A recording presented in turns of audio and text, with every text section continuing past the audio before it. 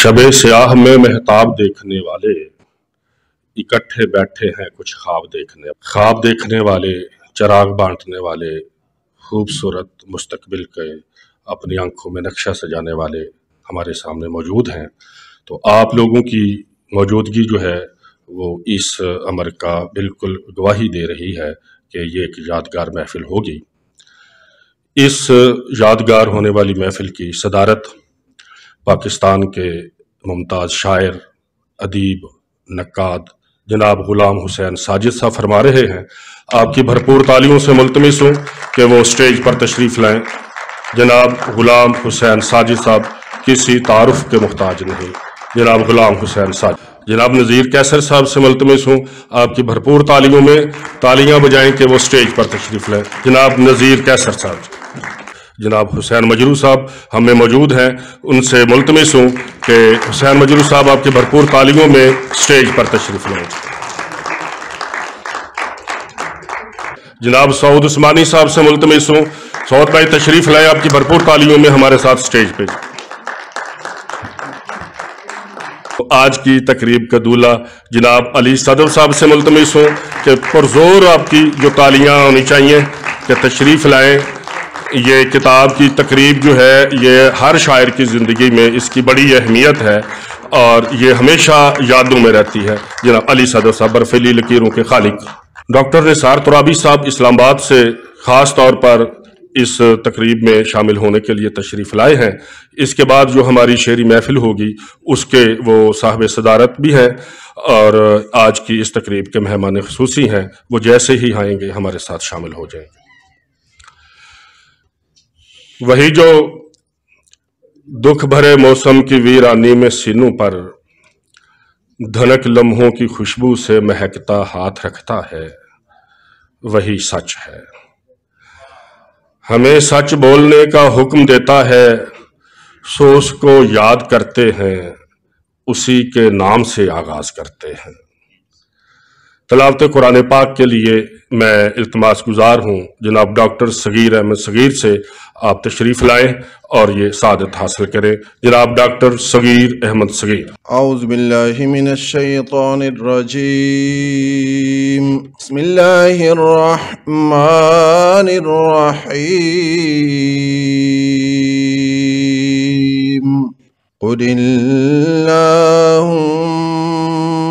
मालिकल मुल्क तु'तिल मुल्क मन तशा। क़ुलिल्लाहुम्मा मालिकल मुल्क तु'तिल मुल्क मन तशा व तंज़िउल मुल्क तु'तिल मुल्क मन तशा व तंज़िउल मुल्क मिम्मन तशा व तु'इज़्ज़ु मन तशा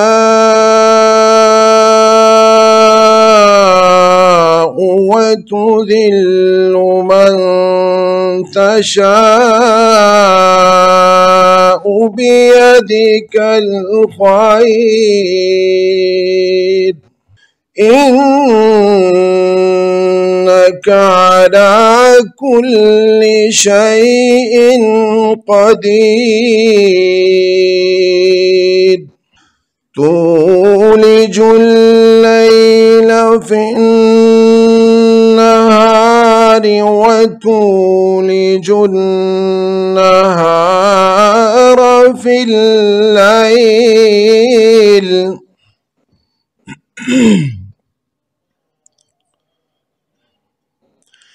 व तुखरिजुल हय्य मिनल मय्यित व तुखरिजुल मय्यित मिनल हय्य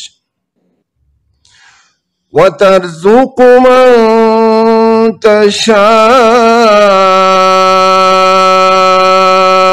بغير حساب. آمنت بالله صدق الله العظيم. سبحان اللہ جی، سبحان اللہ.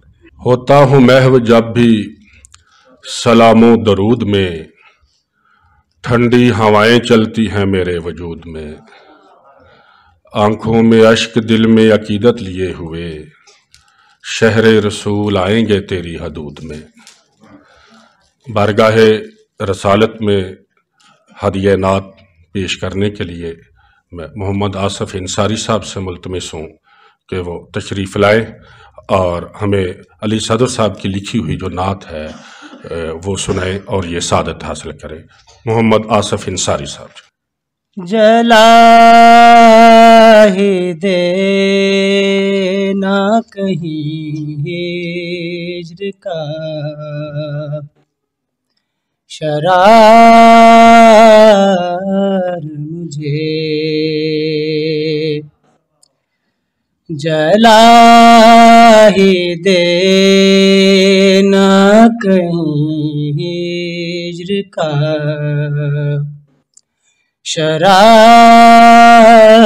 شرار مجھے. ہوائے گنبد خضرا کبھی پکار مجھے،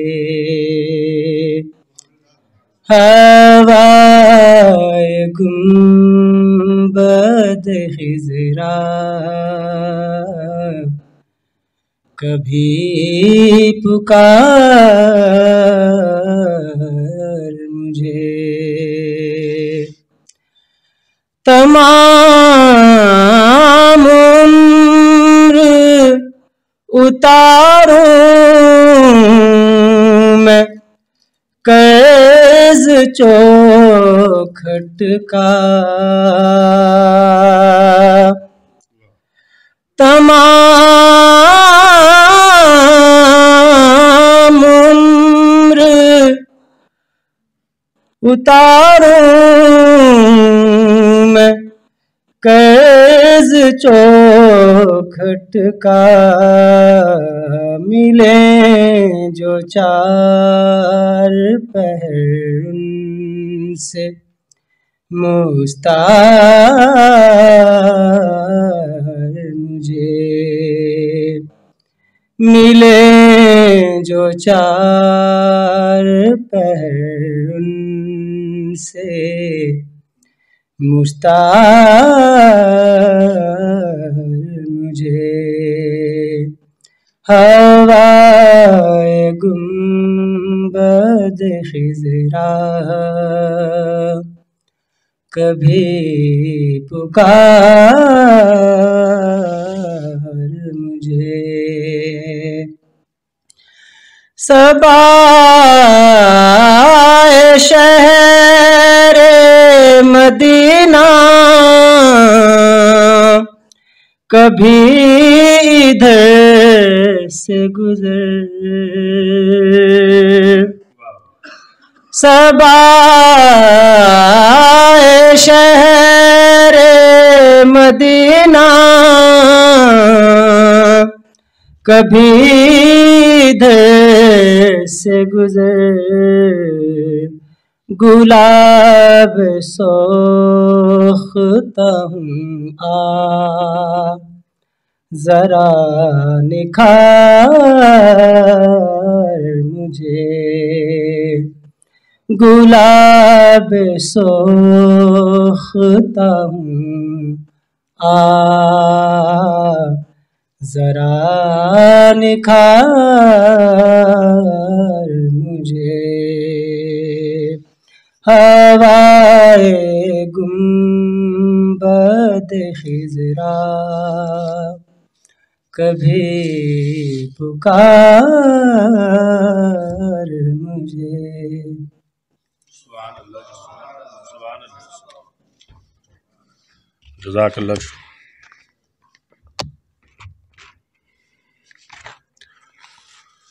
خواتین و حضرات، علی صدر صاحب کی شاعری کے حوالے سے گفتگو کا آغاز کرتے ہیں. فی زمانہ جدید شعر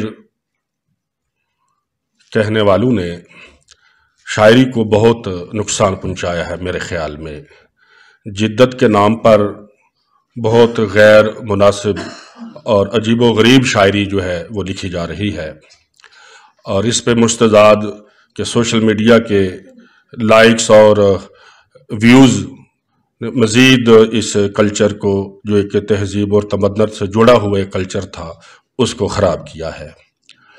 میں سمجھتا ہوں کہ شاعری جو ہے یہ بھی ایک لمبے سانس رکھنے والے لوگوں کا کام ہے. جیسے لمبی سانس کے جیسے ریس کے مقابلے ہوتے ہیں، اس میں وہی دوڑنے والا کامیاب پاتا ہے جس کا لمبا سانس ہوتا ہے، جو زیادہ دیر تک دوڑتا ہے.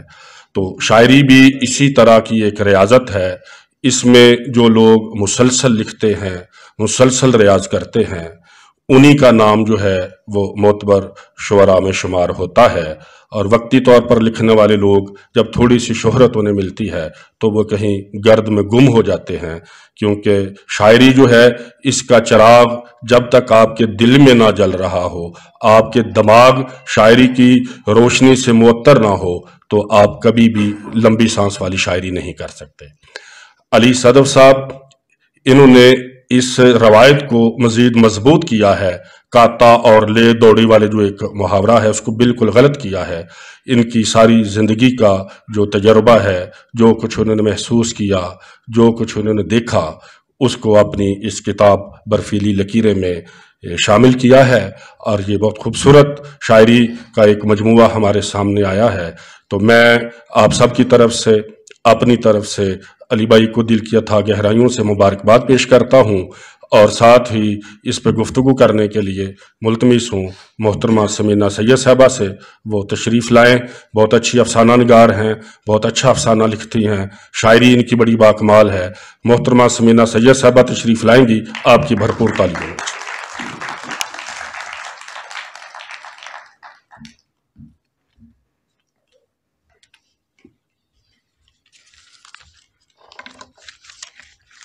السلام علیکم.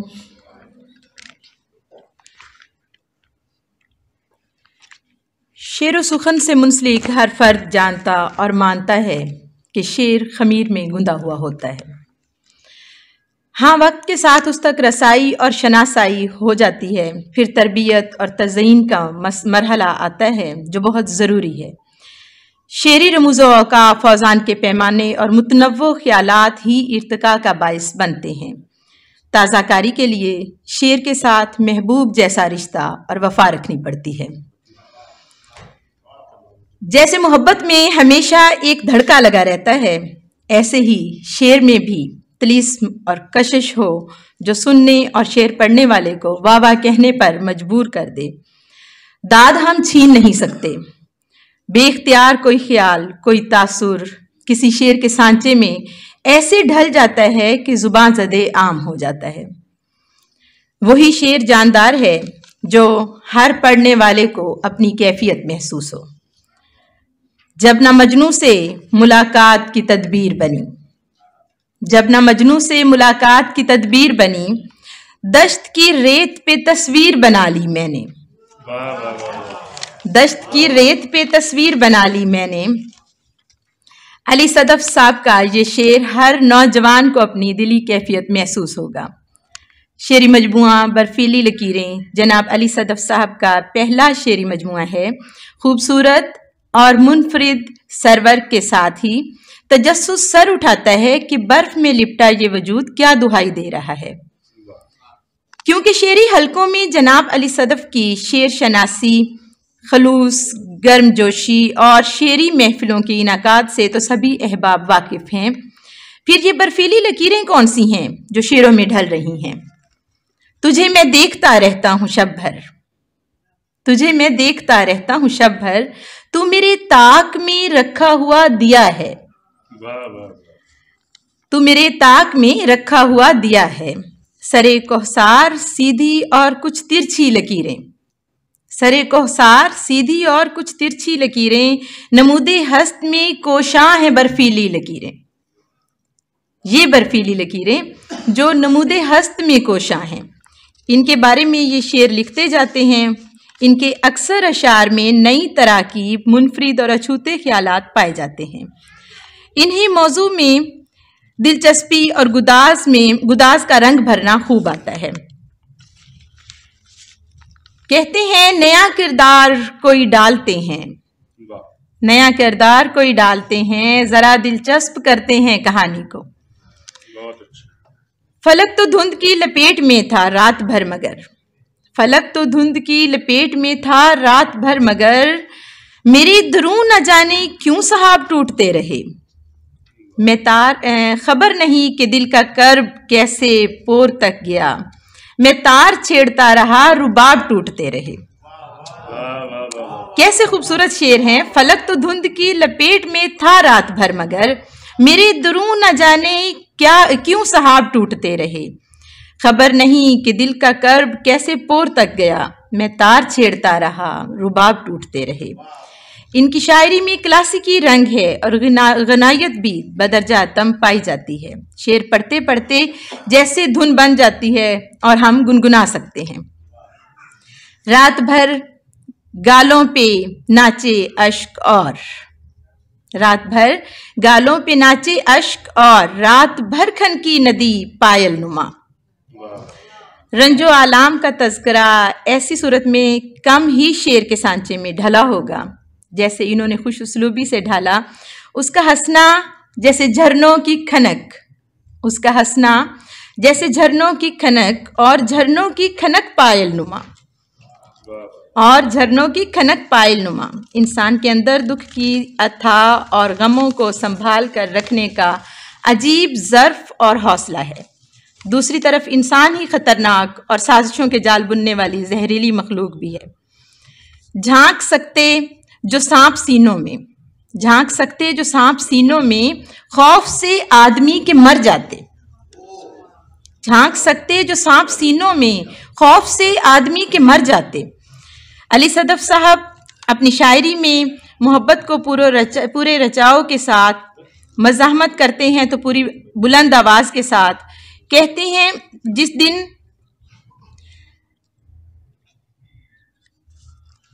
ہمارے عشق کو درکار ہے پری ایسی، ہمارے عشق کو درکار ہے پری ایسی، جو اپنی انگلیوں سے کہکشاں بناتی ہو۔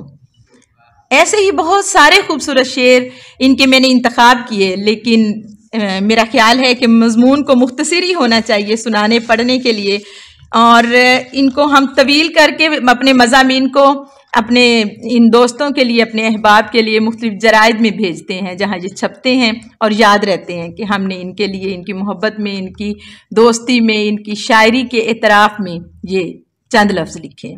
بہت شکریہ۔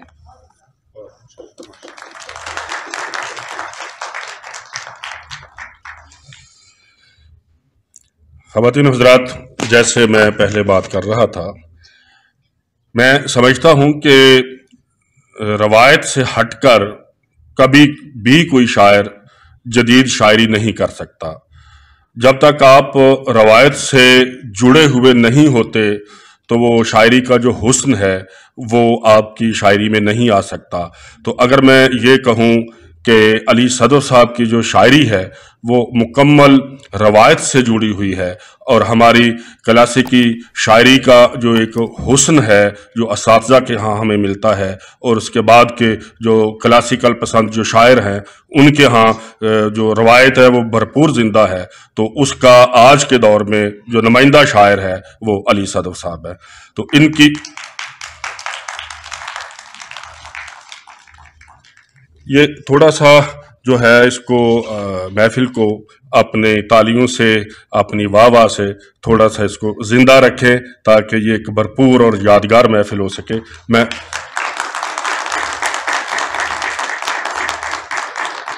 دو شعر پڑھوں گا تو آپ نے اپنی تالیوں سے بتانا ہے کہ آپ کو کیسے لگے ہیں۔ کہ لوگ سب देखने आए थे तमाशा उस दम, लोग सब देखने आए थे तमाशा उस दम, जिस घड़ी चांद हथेली पे उतारा मैंने, और खामोशी दौड़ती फिरती थी मेरे कमरे में, लफ्ज बर्छी की तरह ताक के मारा मैंने। तालियां बजाई यार, कितने अच्छे शेर हैं। राजा अब्दुल जब्बार साहब हमारे दोस्त हैं, अक्सर हमारे प्रोग्रामों में ये आते हैं। इनकी मोहब्बत, इनकी मेहरबानी, उनसे गुजारिश है कि वो तशरीफ लाएं और आज की हमारी इस तकरीब के हवाले से अपने ख्यालात का इजहार करें। राजा अब्दुल जब्बार।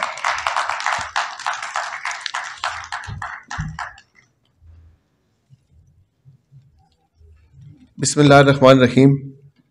सदर तकरीब साहिब किताब मेरे दोस्त भाई अली सदफ साहब, बहुत अच्छे शायर। एक और मेरे दोस्त इरफान सादक साहब, नज़ीर कैसर साहब, हुसैन मजरू साहब, और हमारी जान जनाब डॉक्टर सगीर साहब। ख़वातीन व हज़रात, अस्सलाम वालेकुम। सबसे पहले मैं अली सदफ साहब को किताब शाया करने पे मुबारकबाद पेश करता हूँ, और सेवा आर्ट सोसाइटी और सेवा पब्लिकेशंस को मुबारकबाद पेश करता हूँ कि उनने बहुत खूबसूरत गेटअप में इस किताब को तख्लीक किया, इस किताब को छापा।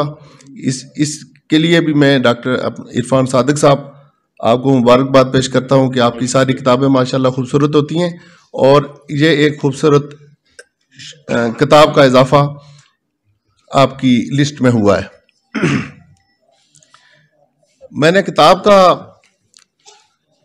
तायराना नज़र डाली है किताब के ऊपर, तो एक दोस्त यहाँ पे बात कर रहे थे कि इन्होंने अपनी किताब का नाम बर्फीली लकीरें रखा है।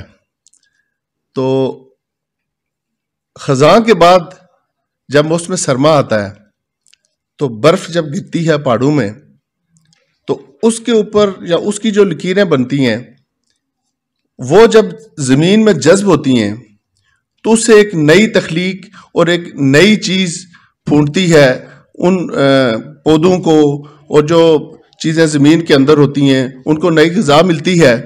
और मैं समझता हूँ कि अली सदफ साहब का चूँकि जो जन्मभूमि है या आबाई जो इलाका है वो रावलपिंडी है, और मरी का जो इलाका है वो बर्फ़ के लिए मशहूर है।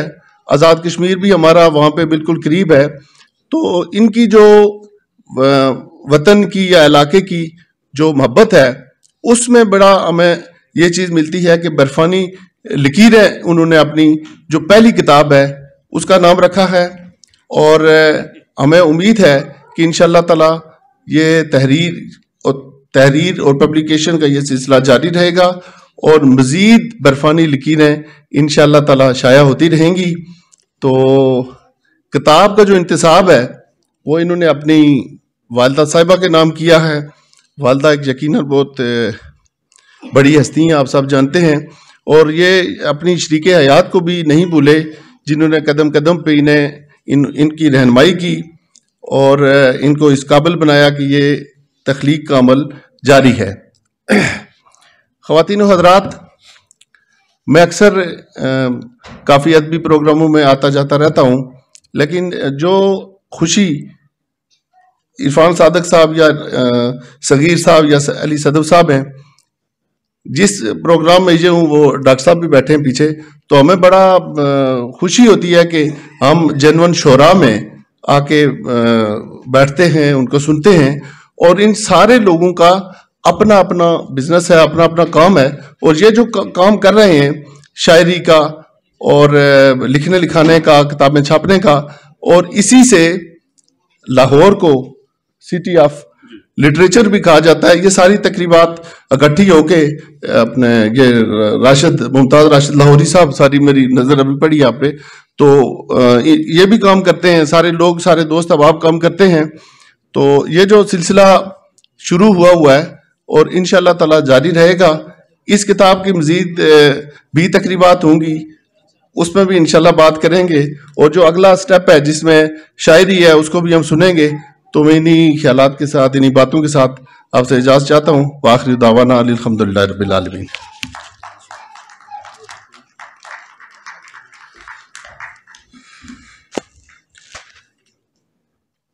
یہ کتاب جو ہے علی صدف بھائی کی، یہ میرے ادارے سے نہیں، یہ افضل پارس صاحب ہمارے دوست ہیں، بہت خوبصورت شاعر، انہوں نے شائع کی ہے. تو میں سمجھتا ہوں کہ یہ توسیع جو ہے یہ بہت ضروری تھی. علی صدف بھائی کہتے ہیں کہ یہ کس نے دھوپ شیشوں میں جڑی ہے، یہ کس نے دھوپ شیشوں میں جڑی ہے کہ دیدہ ور کو مشکل آ پڑی ہے. نہ رانجھا ہوں نہ میں فرہاد مجنوں، یہ دنیا کیوں میرے پیچھے پڑی ہے. علی بھائی میں یہ سمجھتا ہوں کہ آپ جو ہے وہ سلطنت شعر کے رانجھا بھی ہے، مجنوں بھی ہے اور فرہاد بھی، اور شعر کی دیوی نے تو آپ کے پیچھے پڑنا تھا، تو وہ پڑی ہوئی ہے اور اس کو پڑا ہوا رہنا چاہیے. تو اب میں ملتمس ہوں ہمارے اگلے مقرر جو ان کی شاعری کے حوالے سے بات کریں گے. بہت اچھے شاعر، بہت اچھے انسان، اور گفتگو بہت کمال کی کرتے ہیں، نئے اینگل سے بات کرتے ہیں. اپنی گفتگو پہ، اپنے لفظوں پہ مکمل دسترس. جناب ڈاکٹر دانش عزیز صاحب سے ملتمس ہوں تشریف لائیے اور اپنے دوست ہمارے بھائی علی صدف بھائی کے حوالے سے گفتگو فرمائیں. جناب ڈاکٹر دانش عزیز.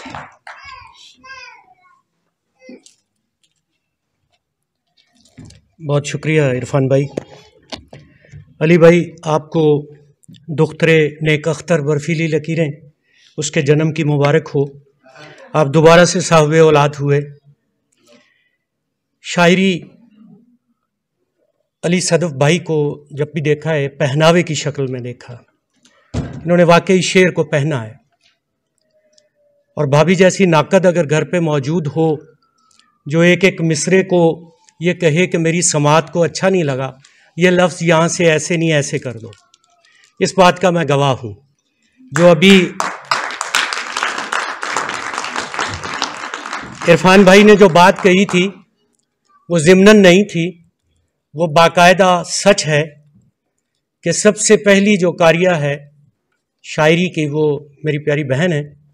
اور علی بھائی نے بڑی دفعہ یہ اعتراف کیا کہ یہ لفظ اگر ہمارے درمیان کبھی گفتگو ہونی اور وہ جب غزل سنی ہونی اور جب پوسٹ ہونی تو اس میں کوئی نہ کوئی تبدیلی ہو، تو ہم نے پوچھنا کہ یہ تبدیلی کس تناظر میں بھائی؟ یہ غزل تو ایسے تھی. تو کہتے اس تبدیلی کا پیش خیمہ جیسے مجھ میں تبدیلی کا پیش خیمہ وہ ہے، تو اسی طرح میری تحریر میں پیش خیمہ بھی وہی ہے. میں سمجھتا ہوں کہ کلاسیکیت اور روایت، عرفان بھائی نے بھی وہی تذکرہ کیا، سمینہ جی نے بھی وہی تذکرہ کیا. روایت کو لے کے چلنا بہت مشکل کام ہے. اس میں انسان کے بہت پیچھے رہ جانے کا احتمال ہوتا ہے. لیکن شاید علی بھائی کو مشاعروں کی للک نہیں تھی، اس کا لالچ نہیں تھا، اس لیے انہوں نے وہی لکھا جو ان کے اپنے اندر سے پھوٹ رہا تھا. وہ کہیں پہ بھی اپنی پوری شاعری میں روایت سے نہیں ہٹے. مضامین وہ لے کے آئے جو ان کے مطالعہ میں آئے. میں سمجھتا ہوں کہ اگر تفصیلی انشاءاللہ مضمون میرا آئے گا حوالوں کے ساتھ ثابت کروں گا کہ نثر میں کی جانے والی باتیں جو تھیں وہ علی بھائی نے شاعری میں کی. وہ لوگ جو مضامین کو وہی گھسے پٹے مضامین، وہی عارض کی گفتگو، وہی صبح شام کے مسائل، ان سے قدرے ہٹ کے وہ چیزیں جو ہمیں مختلف افسانچوں میں ملی، وہ چیزیں جو مختلف ہمیں ناولوں میں ملی، وہ چیزیں جو مختلف ہمیں ایسی تصانیف میں ملی جس میں کہیں تاریخ کا تذکرہ ہے، کہیں جنگ و جدل کا معاملہ ہے، کہیں استحصال کا تذکرہ ہے. تو میں سمجھتا ہوں کہ علی بھائی نے اپنے مطالعہ کا بھرپور استعمال کیا، اپنی اس یادداشت کا بھرپور استعمال کیا. تشکیل لفظی کی، نئے استعارے لے کے آئے، نئی تراکیب کے ساتھ کام کیا. بہت لمبی گفتگو برفیلی لکیریں پہ ہو سکتی ہے کہ برف پگھل جائے اور چلنے کو راستہ ملے. موسم دشت کا کچھ رنگ و سمر رہنے دے، موسم دشت کا کچھ رنگ و سمر رہنے دے، بال سلجھانا ابھی گرد سفر رہنے دے.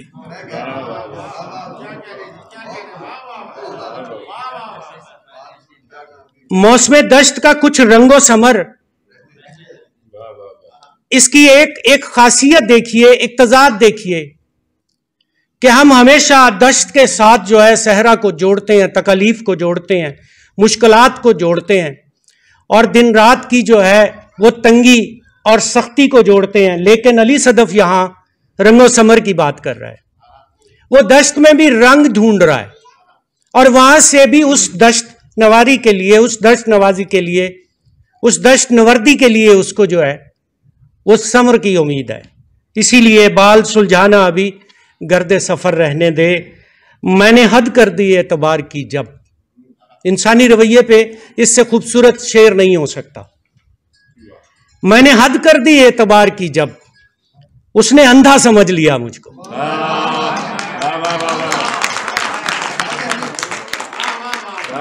یہ ایک شعر ہمارے آج کے عمومی رویوں کو حقیقی شکل دے کے ہمارے سامنے رکھنے کے لیے کافی ہے کہ ہم کیسے اعتبار سے ڈسے جاتے ہیں، کیسے اعتبار ہمارے کمر میں چھری گھونپتا ہے، کیسے سینے میں خنجر پار ہوتا ہے اس اعتبار کے حوالے سے.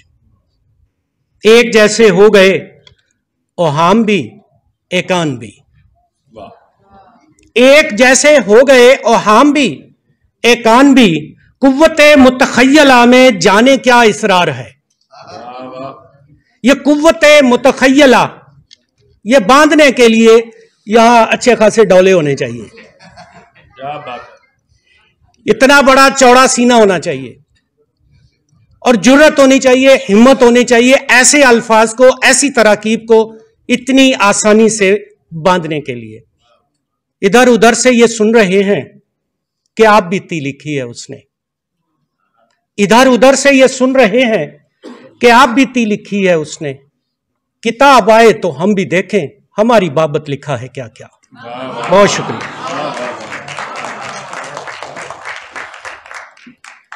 واہ واہ واہ واہ، سبحان اللہ جی. یہ اچھے شعر کی یہ خوبی ہوتی ہے کہ جب آپ کی سماعتوں سے ٹکراتا ہے تو آپ جو ہے وہ تالیاں بجاتے ہیں، واہ واہ کرتے ہیں. تو اس طرح کے اچھے اشعار، بے شمار اچھے اشعار اس کتاب میں موجود ہیں، اور وہ کیوں نہ ہوں، کیونکہ علی صدف نے ایک عمر ریاضت سے گزر کر یہ کتاب لکھی ہے. اور جب آپ ہمارے سارے دوست بیٹھے ہیں، لکھنے والے بیٹھے ہیں، کہ شاعری میں جب آپ کا مسئلہ بن جاتی ہے تو شاعر 24 گھنٹے وہ ایک مصرع چھن سے ہمارے دماغ میں آتا ہے اور ہم اس کی گرفت میں آ جاتے ہیں، اور پھر پتہ نہیں چلتا کہ یہ دن ہے یا رات ہے، اور اسی مصرعے میں ہم لوگ لگے رہتے ہیں. تو میں یہ سمجھتا ہوں کہ علی صدف صاحب جو ہیں وہ اس ریاضت سے گزرے ہیں، انہوں نے باقاعدہ شاعری کو بسر کیا ہے، اور جب آپ شاعری کو بسر کرتے ہیں تو پھر اس طرح کی تخلیق ہمارے سامنے آتی ہے. اور انہوں نے نئی زمینیں جو ہیں وہ تراشی ہیں.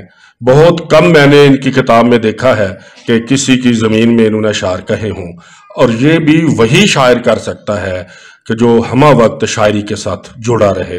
نئی زمینیں تراشنا کوئی آسان کام نہیں، اور پھر اس کو پورے رچاؤ سے، پورے سبھاؤ سے، پوری قافیے کو ایسے نگینے کی طرح فٹ کرنا ردیف کے ساتھ، یہ بہت مشکل کام ہے، اور اس مشکل کام کو علی صدف نے بہت آسانی سے کیا ہے. 2 شعر آپ کی سماعتوں کی نظر کروں گا، دیکھیے گا، اور اسی طریقے سے کہ شعر پڑھ کر میں سناؤں گا اور تالیاں بجا کر آپ نے اس شعر کو داد دینی ہے کہ گر ہو سکے تو ایک ملاقات کیجئے، گر ہو سکے تو ایک ملاقات کیجئے، دل کے تحفظات پہ کچھ بات کیجئے، اور علی بھائی کا شعر انہی کی نظر کرتا ہوں میں. یہ ہر مشاعرے میں کسی نہ کسی کی نظر کرتے ہیں یہ شعر, تو میں ان کا شعر انہی کی نظر کرتا ہوں کہ نظریں جہان بھر کی لگی ہیں حضور پر, نظریں جہان بھر کی لگی ہیں حضور پر, صدقہ وغیرہ دیجئے خیرات کیجئے.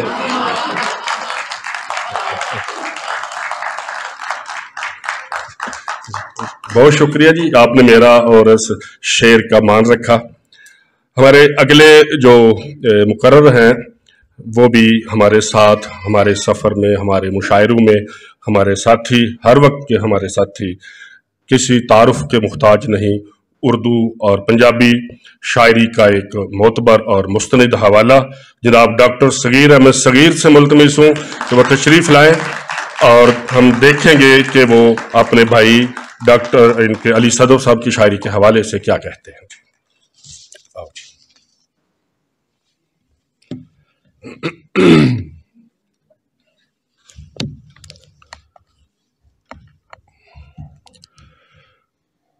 بسم اللہ الرحمن الرحیم. خواتین و حضرات, میری طرف سے اور آپ سب کی طرف سے علی صدف کو ڈھیروں مبارکباد. علی صدف, آپ کو ہم مبارکباد پیش کر رہے ہیں.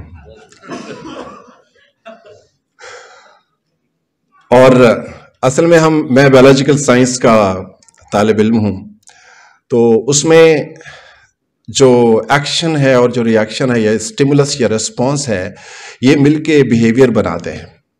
تو جب اسٹیمولس گیا ادھر اور ادھر سے ایسے لگا کہ آگے پتھر ہے, تو ہم نے کہا یہ تو پھول تھا, اس کو کیا ہو گیا. تو اس وجہ سے ہم نے چاہا کہ پھول کو پھول رہنا چاہیے. خواتین و حضرات, اللہ سبحانہ و تعالیٰ نے بہت سارے کریچر, بہت ساری اپنی تخلیقات بنائیں. وَإِن تَعُدُّوا نِعْمَتَ اللَّهِ لَا تُحْصُوهَا, اللہ نے جو نعمتیں ہمیں عطا کیں, ان میں سے کچھ نعمتیں ایسی ہیں جن کو ہم ان کو کھاتے ہیں, ان سے سواری کے طور پہ ان کو استعمال کرتے ہیں. سمندروں سے بخارات بنتے ہیں, بادل بنتے ہیں, بارش برستی ہے. لیکن ایک چیز ایسی ہے جس کو اللہ تعالیٰ نے بہت زیادہ تقدس عطا کیا, اور وہ ہے پہاڑ. آپ ذرا غور کیجئے کہ جب کلیم سے ملاقات کرنی تھی, جب ان سے کلام کرنا ہوتا تھا, تو پہاڑ پر بلاتے تھے. جب ان کو رسالت عطا کی, پہاڑ پر بلایا. ہمارے نبی اکرم صلی اللہ علیہ وآلہ وسلم کو جب اقرا فرمایا کہ بولو, پڑھو, قرآن عطا کیا, تو بھی پہاڑ پر عطا کیا. جودی پہاڑ کو بھی آپ جانتے ہیں, حضرت نوح علیہ السلام کی جو کشتی ہے وہ بھی اس کے ساتھ جا کے جوڑی لگی تھی. اور پھر اللہ تعالیٰ نے پہاڑوں کا ذکر اتنا زیادہ کیا ہے قرآن پاک میں, لو انزلنا هذا القرآن على جبل لرأيته خاشعا متصدعا من خشية اللہ. اگر میں وہ انسان نہ سن, اگر اس اپنے کلام نو میں پہاڑاں تے پتھراں تے نازل کراں تے ریزا ہو جاوے, تیرا دل تو اس تو زیادہ پتھر ہے, تینوں کچھ نہیں ہوتا. خیر, پہاڑوں کی بہت سارے تقدس میرے دل میں بیٹھ گیا. یہی وہ پہاڑ ہیں جن کی سلیکشن کی علی صدف نے, اور ان پہاڑوں کے ایک فیچر کو, جس کو جب وہاں پر برف باری ہوتی ہے اور وہاں سے برف باری کے بعد وہ وہاں سے برفیلی لکیریں بنتی ہیں, تو یہ علی صدف کے خیالات کی اونچائی ہے, بلندی ہے کہ انہوں نے پہاڑوں کے ایک کریچر کو, ایک فیچر کو سلیکٹ کیا اپنی کتاب کے ٹائٹل کے لیے. اس کے لیے میں ان کو ایک بار پھر مبارکباد پیش کرتا ہوں. اس بات پہ ان کے لیے تالیاں بجتی ہیں. شاید کہیں ان کی جوانی کی محبتوں میں سے کوئی کسی محبت نے سرد لہجہ رکھا ہو, تو انہوں نے اس سرد لہجے کی بھی ترجمانی کر دی برفیلی لکیروں میں, ٹھنڈی لکیروں میں. خیر, واپس آتے ہیں کہ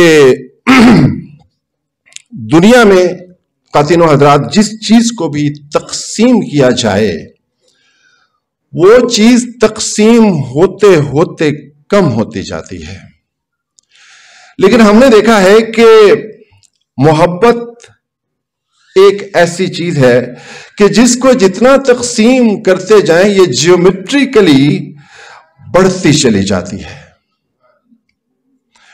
अरिथमेटिकली नहीं, जियोमेट्रिकली बढ़ती चली जाती है। अली सदफ ने लगता है कि स्कूल से लेके मस्जिद व मिंबर तक मोहब्बत ही सीखी है। शायद इसीलिए अली सदफ के मसलक ने इसी मसलक का इंतखाब किया। हमें अली सदफ इसलिए भी प्यारा है कि हमारा मसलक भी मोहब्बत ही है, बल्कि पैरास्टालॉजी को पढ़ने के बाद इस नतीजे पर पहुंचे कि जहां जहां से भी चाहो दवाएं लेते फिरो, तुम्हें जो मसला है उसका हल मोहब्बत है। और फिर खातिनों हज़रात जिसको भी दिल का मसला हो, आज मैं जमानत से कह सकता हूं कि अली सदफ से इतनी मोहब्बत मिलेगी कि आपके दिल के मसाइल हल हो जाएंगे। ये एक अमूमी तस्वुर है कि लोगों का पहला शेरी मजमुआ बोल बोल कर बता रहा होता है कि वो पहला शेरी मजमुआ है, लेकिन अली सदफ का अव्वलीन शेरी मजमुआ बर्फीली लकीरें अगर किसी को बताया ना जाए तो ऐसा लगता है कि इसमें कम से कम तीसरे या चौथे शेरी मजमुआ वाली शायरी मौजूद है। क्या कहने? उनके अशार की बुनत खुद बताती है कि आप एक मंझे हुए शायर हैं और आपने दरअसल अव्वलीन शेरी मजमुआ लाने में देर कर दी, अली सदफ साहब। और हमने देखा है कि आप देखें कि कोई आर्किटेक्ट होता है तो वो उसका कोई या मुसव्विर होता है तो उसके आर्किटेक्चर में या उसके जो शाहकार होते हैं उनमें किसी न किसी मुसव्विर का या आर्किटेक्ट का रंग मौजूद होता है। अली सदफ साहब गो के अपना एक खास रंग रखते हैं, अपना असलूब रखते हैं, लेकिन कहीं कहीं हमें ऐसे लगता है कि बर्फीली लकीरों में गालिब की परछाई हमें जरूर नजर आती है। इसकी शायद वजह यह है कि इन्होंने उस आर्किटेक्ट को, उस शायर को ज्यादा पढ़ा है। ये इनकी मैच्योरिटी और इनकी सिलेक्शन की भी दाद बनती है। और आप अगर इनको दाद नहीं, मैनू ना दाद दो, इन्होंने दाद बन दी।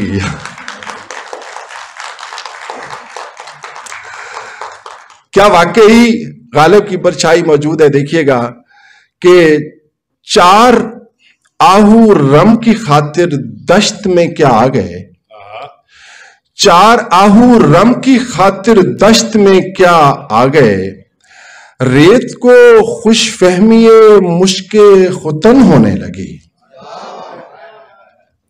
रेत को खुशफहमिए मुश्के खुतन होने लगी। एक और शेर देखिए कि मुझको जिस घर से निकाला था मेरी लग़ज़िश पर, अब ना उस घर का मुझे ख्वाब दिखाया जाए, अब ना उस घर का मुझे ख्वाब दिखाया जाए। और ये किसने धूप शीशों में जड़ी है, ये किसने धूप शीशों में जड़ी है कि दीदावर को मुश्किल आ पड़ी है, कि दीदावर को मुश्किल आ पड़ी है। और खातिन हज़रात, शायर हो और उसको वो तस्वुर जाना उसकी शायरी में मौजूद ना हो, ये कैसे हो सकता है? अली सदफ की शायरी में भी देखिएगा और कितनी छुपा के नाजुक तरीके से इस तस्वुर जाना को बयान करते हैं कि उसकी आंखों की खैर हो मौला, उसकी आंखों की खैर हो मौला, आज गुलशन में कुछ नमी सी है, उसकी आंखों की खैर हो मौला, आज आंखों में कुछ नमी सी है। और अली सदफ आप कहते हैं कि अगर हो सके तो एक मुलाकात कीजिए, गर हो सके तो एक मुलाकात कीजिए, दिल के तहफ़्फ़ुज़ात पे कुछ बात कीजिए। यार अली सदफ, एक मुलाकात से कहां बात बनती है, हम आपके साथ हजारों मुलाकातें करने को तैयार हैं, और वो मुलाकातें जिनमें घड़ियों का पता भी ना चले, और फिर आपके साथ हमें कोई तहफ़्फ़ुज़ात नहीं है। I will say at the end, I love you along with all these people. Thank you very much.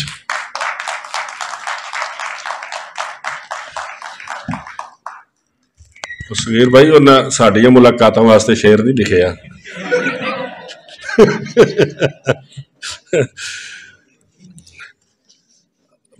मैं इल्तमास करूंगा कि मज़ाहिया शायरी भी लिखते हैं, संजीदा शायरी भी लिखते हैं, मंजूम लिख के लाए हैं, तो ये पढ़ने के बाद पता चलेगा कि ये मज़ाहिया है या संजीदा है। अफजल पारिस साहब से मुल्तमिस हूँ वो तशरीफ लाएं और अली सादत साहब की शायरी के हवाले से अपना मंजूम जो ख्याल है वो पेश करें।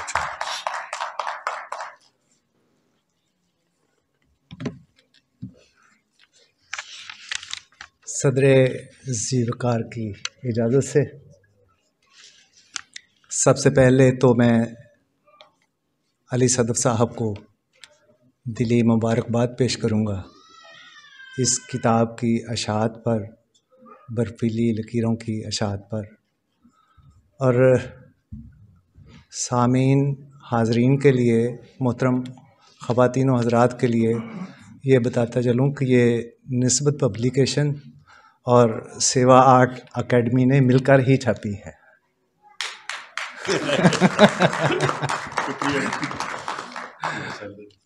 इसमें मैं समझता हूँ कि हक हमारा था कि हम पहल करते, लेकिन हमारे से मुराद इरफान सादिक भी तो हो सकते हैं। उन्होंने हक अदा किया, दोस्ती का तकाजा यही था जो उन्होंने पहल की, और मैं दिली मुबारकबाद उनको भी पेश करता हूँ। ऐसे दोस्तों के लिए जो समझा जाए कि हमारे लिए एक नेमत से कम नहीं। और दूसरी बात कि अली सदफ इनका कलमी नाम है, असल नाम तो मेरे हम नाम हैं, मोहम्मद अफजल इनका नाम है, ये भी याद रहे। और पंजाबी मंजूम तवज्जो चाहूँगा कि अखां दिए ठंडक बांदा सावां दे विचकार भी है, अखां दिए ठंडक बांदा सावां दे विचकार भी है, अली सदफ ए सुच्चा शायर, अली सदफ एक यार भी है। अखां दिए ठंडक बांदा सावां दे विचकार भी है, अली सदफ ए सुच्चा शायर, अली सदफ एक यार भी है। अली वली दे नाम दा सदका हर किरतास ते मोती ने, हरफ हरफ दे विच भी सजाए तू एक आस दे मोती ने, यारां नाल मुहब्बत वाला ए तेरा इजहार भी है, अली सदफ ए सुच्चा शायर, अली सदफ एक यार भी है। दर्द सुनाए जगह जगह ते आमा दे विच खासां दे, विच किताब दे फुल खिलारे तांगा नाले आसां दे, मंदियां दे नाल चंगा करना ए तेरा किरदार भी है, अली सदफ ए सुच्चा शायर, अली सदफ एक यार भी है। तेरी खातिर जेड़ा आया वो तेरा दीवाना है, इस नज़म नूं समझ लवें तू पारस दा नजराना है, साडी ये तांग तू समझी साडा ये प्यार भी है, अली सदफ ए सुच्चा शायर, अली सदफ एक यार भी है। मैं दोबारा फिर सेवा आर्ट एकेडमी का और ख़ास तौर पर इरफान सादिक भाई का दिली शुक्रिया अदा करूँगा, और अली सदफ और उनकी तमाम फैमिली को मुबारकबाद कि इस किताब के आने पर यकीनन हमारे लिए एक एजाज़ से कम नहीं इस किताब का आना। शुक्रिया बहुत।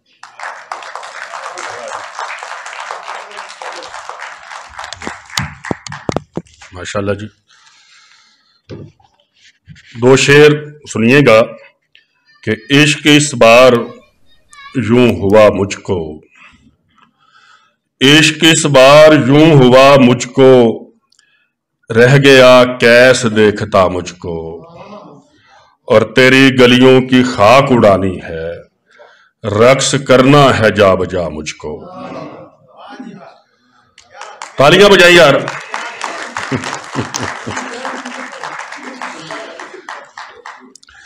ہمارے ایک دوست بہت محبت کرنے والے، پیار کرنے والے تشریف لائے ہیں پھولوں کے ساتھ۔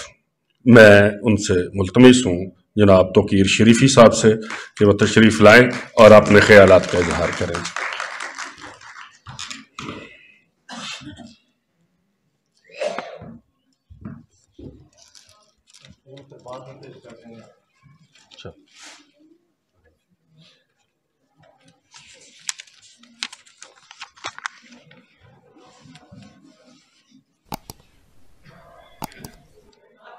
السلام علیکم ورحمۃ اللہ وبرکاتہ۔ صدر محترم کی اجازت سے کچھ چند باتیں۔ سیوا آرٹ سوسائٹی اور نسبت پبلیکیشن کے موصوف افضل پارس صاحب کا بہت شکریہ کہ انہوں نے مجھے اس موقع کے لیے دعوت دی، اور علی صدف صاحب کے لیے ڈھیروں مبارکباد۔ میں بھی دوڑتا ہوا کہیں سے پہنچا ہوں اور مختصر سی بات کروں گا۔ سردی کا عروج ہے اور اوپر سے برفیلی لکیریں۔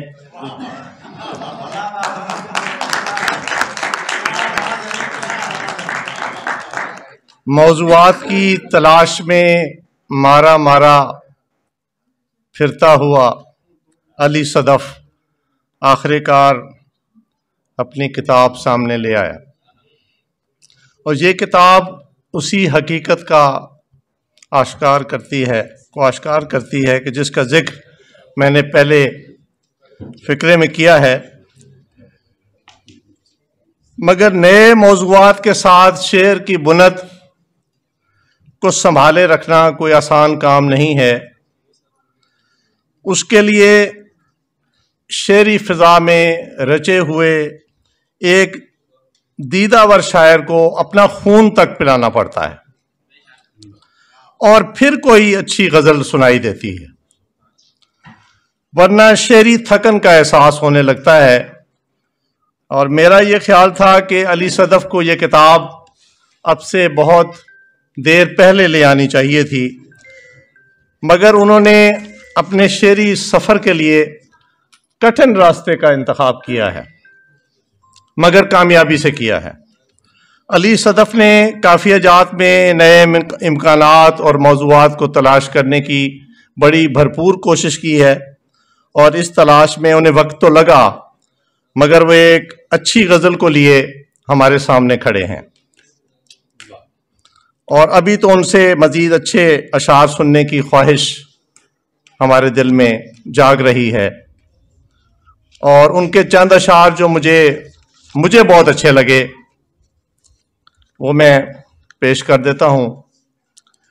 وقف ہیں پہرے پہ سورج چاند اور تارے کہیں، وقف ہیں پہرے پہ سورج چاند اور تارے کہیں، یعنی اپنے درمیان یہ آسماں دیوار ہے، یعنی اپنے درمیان یہ آسماں دیوار ہے، اور خاموشی کو زباں کرنا پڑے گا، خاموشی کو زباں کرنا پڑے گا، تجھے خود کو عیاں کرنا پڑے گا، اور ستارے ٹوٹ کر گرنے لگے ہیں، ستارے ٹوٹ کر گرنے لگے ہیں، زمیں کو آسماں کرنا پڑے گا،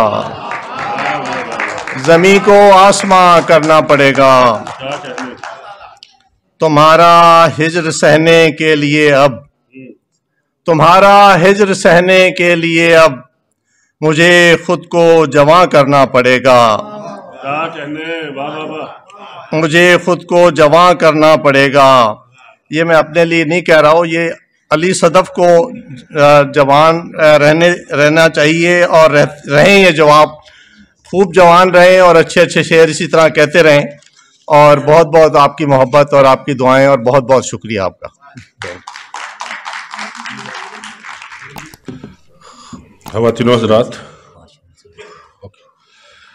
जैसा कि मैंने आगाज़ में ये बात की थी कि हमारे एक मेहमान भी हैं और जो हमारी शेरी महफिल होगी उसके सदर भी हैं, इस्लामाबाद से तशरीफ़ लाए हैं। बहुत खूबसूरत शायर, बहुत अच्छी गुफ्तगू करने वाले, नक्काद, मुहक्किक और शायर जितने भी अदब की असनाफ़ हैं उन पे कमाल इनको दस्तरस हासिल है। मैं नहायत अदब से मुल्तमिस हूँ जनाब डॉक्टर निसार तुराबी साहब से कि वो हमारे साथ स्टेज पर तशरीफ़ लाएँ। आपकी भरपूर तालियों में डॉक्टर निसार तुराबी। गुफ्तगू का सिलसिला अब स्टेज तक पहुँचा है। अभी तक अली सदफ साहब की शायरी के हवाले से जितनी भी गुफ्तगू हमने सुनी वो बहुत पुरअसर और उनकी शायरी का अहाता किए हुए थी। दानिश अजीज़ साहब ने बहुत अच्छी गुफ्तगू की, सगीर साहब ने बहुत अच्छे तरीके से उनकी शायरी का तज्ज़िया किया, स्मीना सैयद साहबा ने बहुत अच्छा मजमून पढ़ा और बाकी दोस्तों ने भी अच्छी गुफ्तगू की। तो अब स्टेज की तरफ आते हैं। तो स्टेज में सबसे पहले जिनको मैं दावत कलाम दूंगा, बात करने के लिए बुलाऊंगा, एक शेर उनका आपकी समातों की नज़र करता हूँ कि मियाँ ये इश्क है और आग की कबील से है। मियाँ ये इश्क है और आग की कबील से है, किसी को खाक बना दे, किसी को ज़र कर दे। इस खूबसूरत शेर के खालिक जनाब सऊद उस्मानी साहब से मुल्तमिस हूँ, वो तशरीफ़ लाएँ। भरपूर तालियां बजाएं सऊद उस्मानी साहब के लिए, बहुत बाकमाल शायर है, इनकी गुफ्तगू हम सुनते हैं।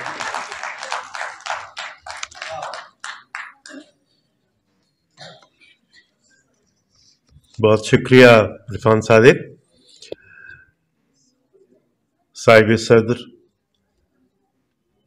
अरबाब मसनद नशीन, असहाब इल्म दानिश, ख़ातिन हज़रात,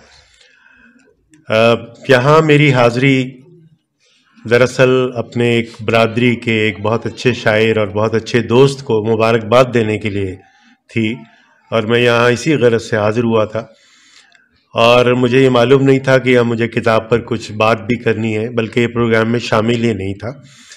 लेकिन बात यह है कि हम लोग जो शायरी से और लफ्ज़ से और हर्फ से वाबस्ता लोग हैं, उनके लिए किसी भी मौके पर किसी भी ऐसे शख्स के लिए बात करना बड़ी खुशी की बात हुआ करती है कि जो हर्फ से और लफ्ज़ से मुत्तसिल भी हो और जिसने अपना कोई एक पहचान, अपनी शनाख्त भी इसी हवाले से बना रखी हो।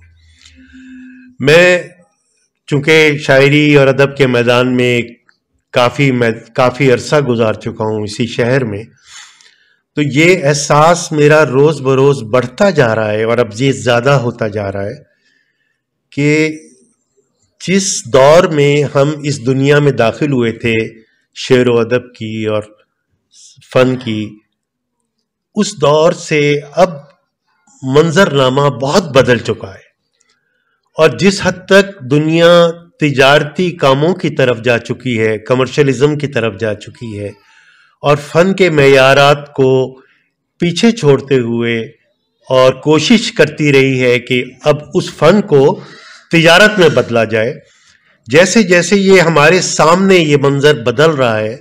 और अगर आप मैं बात करूं कोई 20-25 साल 30 साल पहले की, यहाँ कई दोस्त मौजूद हैं यहाँ जो शायद इस बात की तस्दीक करेंगे कि फ़न का वो मेयार जो उस दौर में था वो कतई गैर तिजारती था।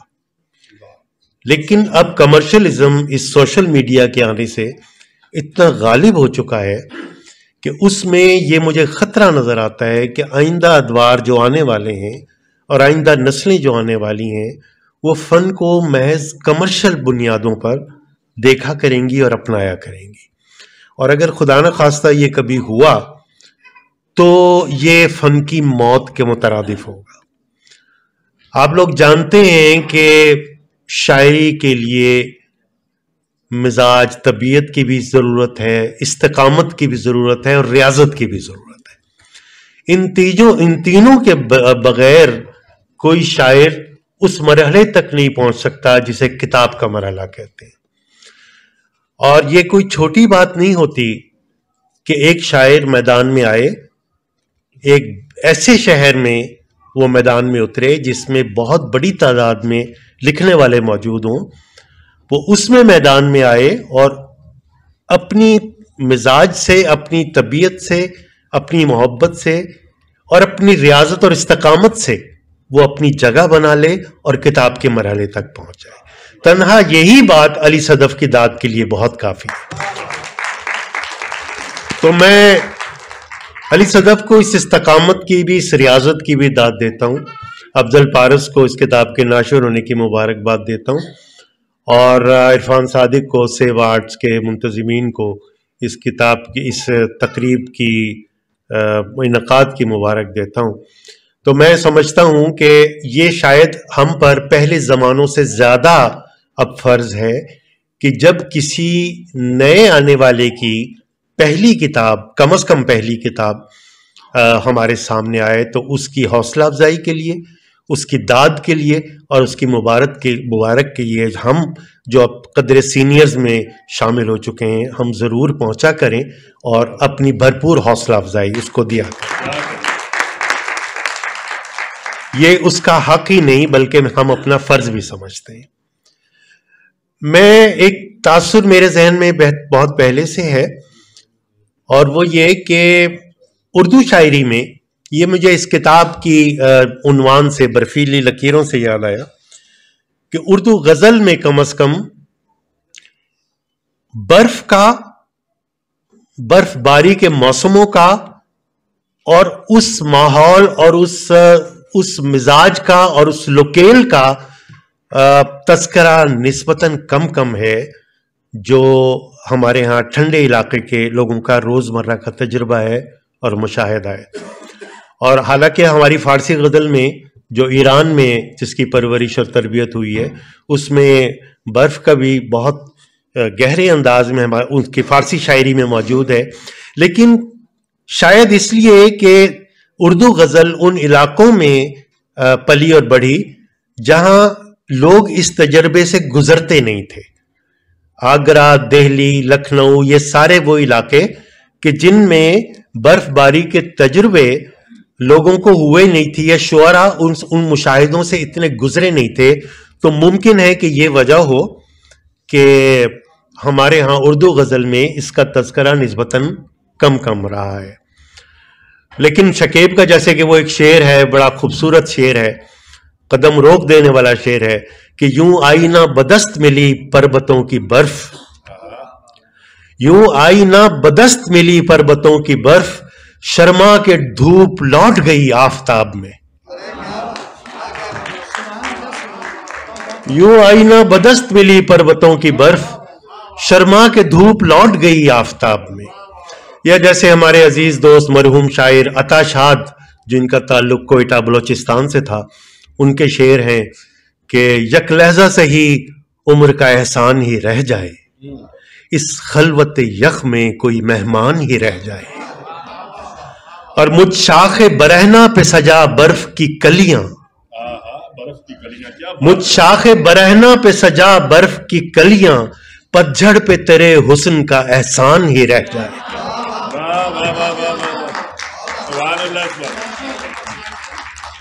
تو یہ اشعار اگرچہ اردو غزل میں وہ موجود ہیں جو ہمارے حافظوں میں بھی ہیں، اور جس میں اس موسم کو گرفت کیا گیا ہے، اس لوکیل کو گرفت کیا گیا ہے جو ان علاقوں کا تھے۔ اچھا، میں حیران ہوتا ہوں کہ یورپ میں بھی جو لوگ ہمارے بہت سرد علاقوں میں آباد ہیں اور اب کئی دہائیوں سے آباد ہیں، ان میں جمشید مسرور ناروے میں جو ہیں، ان کے علاوہ ان کی شاعری میں وہ سارا لوکیل موجود ہے جو اس علاقے کا ہے، ناروے کا یا اوسلو کا یا برفانی موسموں کا۔ لیکن ان کے علاوہ عام طور پر ہماری جو اس علاقے کی جو شاعری ہے، ان شعراء کی شاعری میں وہ ذرا کم پایا جاتا ہے۔ تو برفیلی لکیریں مجھے، اور اس کے اندر، اس کتاب کے اندر بھی وہ جا بجا وہ برف کی لکیریں موجود ہیں جو اس موسم کو بیان کرتی ہیں، جیسے اس میں نتیا گلی کا ذکر ہے، جیسے اس میں اور موسموں کا ذکر ہے۔ تو میں سمجھتا ہوں کہ اگر یہ علی صدف کے مزاج میں یہ چیز شامل ہے تو یہ اردو غزل کا ایک نیا افق وا کر سکتی ہے. تو باقی بہت سے دوستوں نے مجھ سے پہلے بہت خوبصورت گفتگو کی ہے اور میں اس میں بار بار اس کی تکرار بھی نہیں جانا چاہتا. صرف چند شعر علی صدف کے پڑھ کر ان کو داد دے کر اور ان کو مبارک دے کر اجازت چاہوں گا.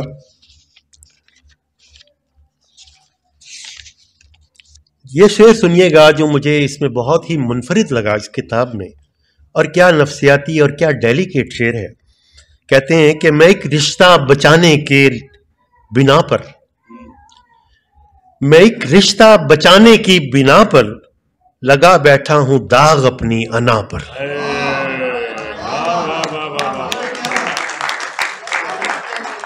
میں ایک رشتہ بچانے کی بنا پر لگا بیٹھا ہوں داغ اپنی انا پر. بڑا عجیب شعر ہے. اور ایک شعر مجھے ان کا ایسا لگا کہ جیسے وہ سب ہم سب کا معاملہ ہے، اور اگر ہم اس کا مخاطب شاعری کے لیے کو سمجھیں، شاعری کی دیوی کو اس کا مخاطب سمجھیں، تو شاید وجہ ہوگا کہ ہم سب جو کسی نہ کسی شعبے سے وابستہ ہیں، انجینئرز ہیں، ڈاکٹرز ہیں، کاروباری طبقے سے تعلق رکھتے ہیں، ملازمت پیشہ ہیں، یا کسی بھی زندگی کے شعبے سے تعلق رکھتے ہوں، کچھ ایسا ہوتا ہے کہ ایک چیز، ایک ناگن ہمیں ڈس لیتی ہے، اور وہ شاعری کی ناگن ہوتی ہے، اور اس کا زہر ہمارے خون کے ساتھ رقص کرتا رہتا ہے. تو میں سمجھتا ہوں کہ یہ جو شعر ہے، مجھے لگتا ہے کہ شاید شاعری کے لیے، اس کی دیوی کے لیے بہت مناسب ہے.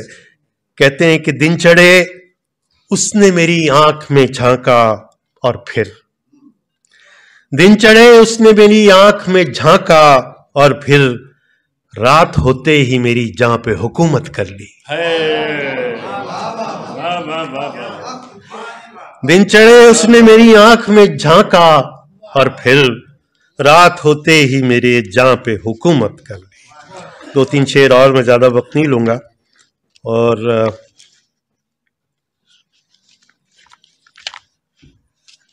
عشق اس بار یوں ہوا مجھ کو، عشق اس بار یوں ہوا مجھ کو، رہ گیا قیس دیکھتا مجھ کو. عشق اس بار یوں ہوا مجھ کو، رہ گیا قیس دیکھتا مجھ کو. تیری گلیوں کی خاک اڑانی ہے، رقص کرنا ہے جا بجا مجھ کو. تیری گلیوں کی خاک اڑانی ہے، رقص کرنا ہے جا بجا مجھ کو. اور یہ بھی شعر اسی پر میں اپنی گفتگو ختم کرتا ہوں کہ کیا عجب ہے کہ میرے پاؤں پکڑ کر ہر شب، کیا عجب ہے کہ میرے پاؤں پکڑ کر ہر شب ایک دریا میری آنکھوں سے روانی مانگے.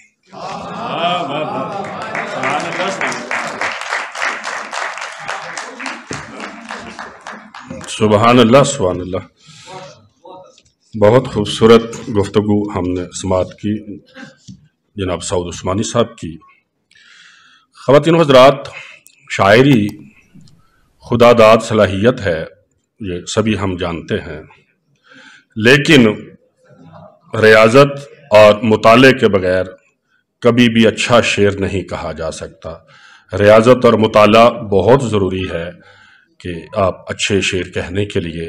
اور دوسری بات جو میں سمجھتا ہوں کہ وہ اپنی بات کو دوسرے لوگوں تک پہنچانے کے لیے جو اظہار کا کرینہ ہے وہ بھی خوبصورت ہونا چاہیے.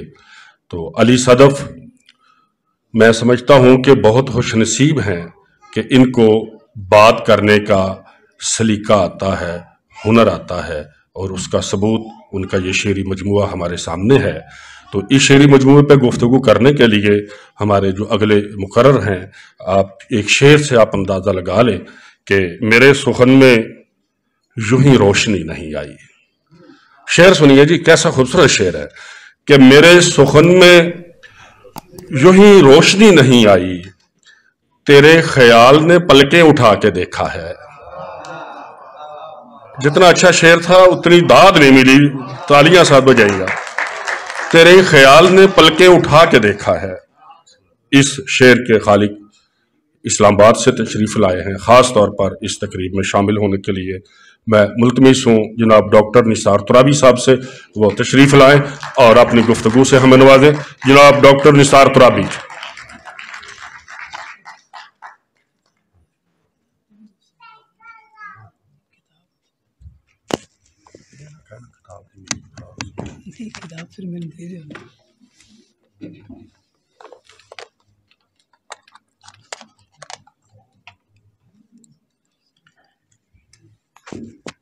बहुत शुक्रिया इरफान सादिक साहब।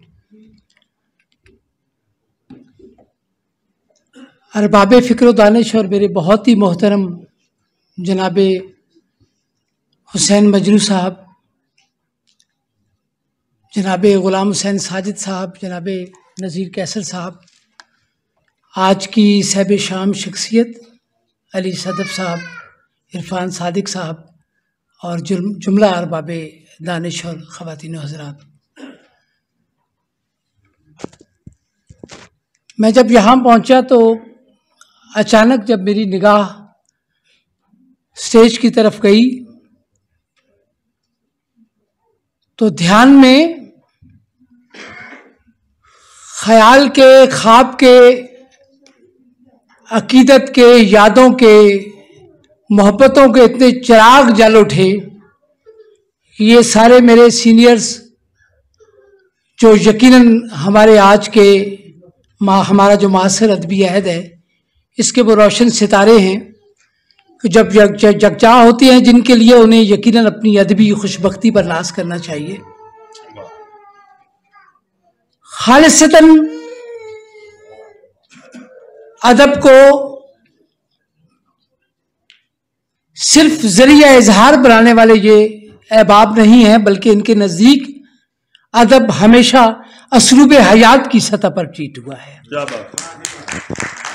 और पूरे इश्क के साथ मैं ज़ाती तौर पर मेरी नियाजमंदियाँ इन तीनों अहबाब से, इनका कर्ज तो ऐसा है कि उसकी कोई किस्त मैं कभी अदा नहीं कर सकूँगा।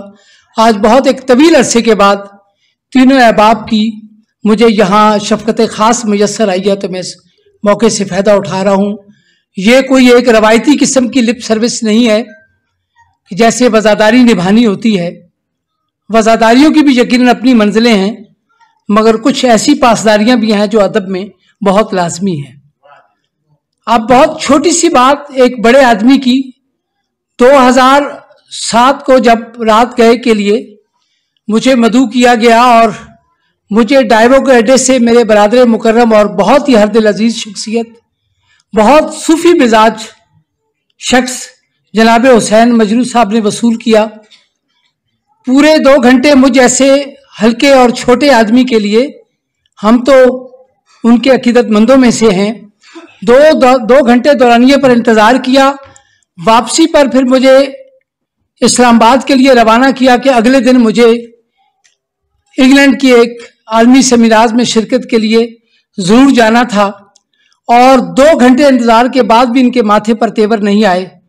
उनके साथ ही तशरीफ़ फरमा मेरे बहुत ही अदबी मुर्शद जनाब ग़ुलाम हुसैन साजिद साहब की शख्सियत का ये पहलू देखिए कि 2000 में जब उर्दू गज़ल के 80 रवैयों पर मैं अपने PhD की सतह के तहकीकी मकाले का आगाज़ करने के लिए इस बड़े दबिस्तान में हाजिर हुआ, तो ग़ुलाम हुसैन साजिद साहब मेरे वो सीनियर हैं कि जिन्होंने ना सिर्फ मुझे अपने यहाँ क़याम की सरशारी मुझे मुयस्सर करवाई, बल्कि इंडो पाक से जो बहुत ही मुमताज़ मकालात थे उर्दू अदब के तनाजुर में, ख़ास तौर पे गज़ल के तनाजुर में, वो मुझे अता की, अपनी किताबें अता की और एक बड़े भाई की हैसियत से मेरे जज्बों में नमू की एक ताज़ा तवानाई भरी अपने एहसास मोहब्बत और एहसास शफ़क़त के साथ। और नज़ीर कैसर साहब जब कभी भी रावलपिंडी इस्लामाबाद तशरीफ़ ले जाते हैं, इनकी शफ़क़त है कि अहमद राई मरहूम की तरह मुझ ऐसे छोटे आदमी को सबसे पहले जिन दोस्तों को फ़ोन करते हैं और बताते हैं कि मैं पहुंच चुका हूं, और हमने इन्हें पढ़कर लिखने के लिए कोई थोड़ा बहुत सीखने की कोशिश की है। कहाँ तक सीखा है ये तो आने वाला वक्त बताएगा। हम तो बहुत ही अदना दर्जे के तालिब इल्म हैं।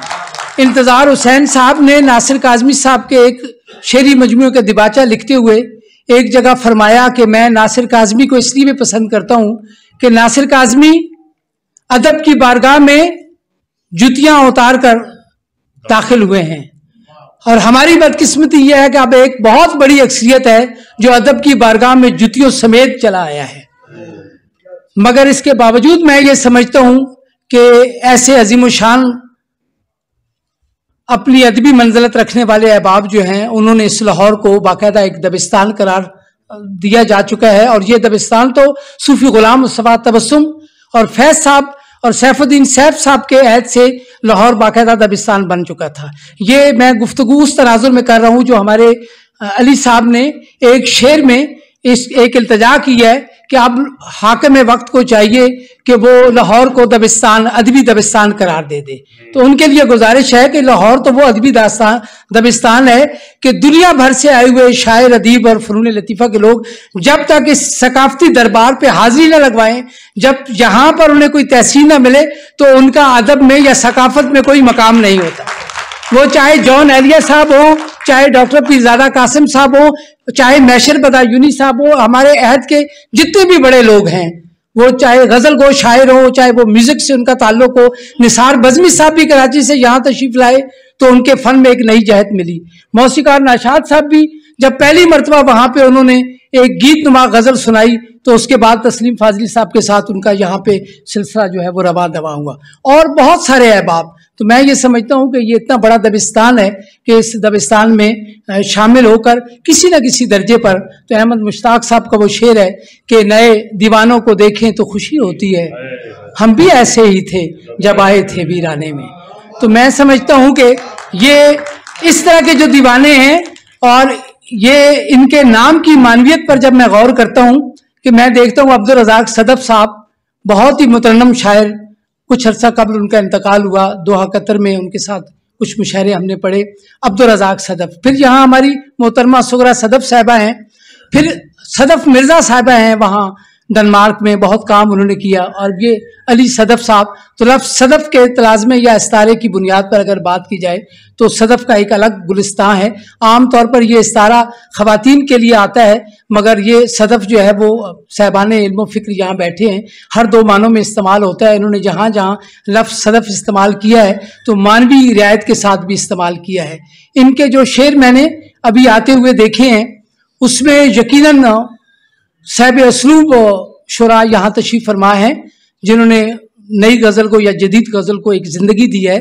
और मुझे ये भी खुशी है कि हुसैन मजनू साहब, नज़ीर कैसल साहब और गुलाम हुसैन साजिद साहब ने जो जदीद गज़ल को अपने खूने जिगर के संवारा है, ये वो गज़ल है जिसमें क्राफ्टिंग उस सतह पर नहीं आती कि जिसके बारे में इंतजार साहब ने फरमाया था कि जदीद गज़ल में अगर माल रोड का नाम आ जाए तो इससे गज़ल जदीद नहीं हो जाती।